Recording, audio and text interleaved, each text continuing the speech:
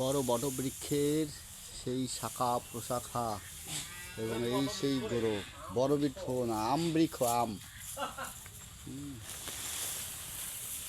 আম বৃক্ষের সেই গাছের গোড়ার অনেক শাখা, শিকড়গুলো অনেকগুলো জায়গায় দূরে দূরে চলে গেছে এবং অনেক জায়গায় জায়গায় গিয়ে সেই বট বৃক্ষের মতো বহু দূর দূরান্ত শিকড় গিয়ে সে আবার মাটিতেই চলে গেছে।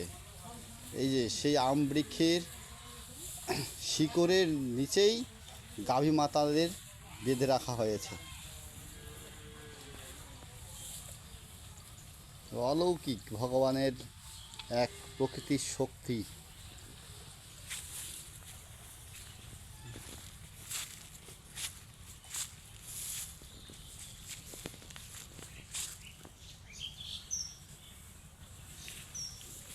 পাশেই সেই পুকুর।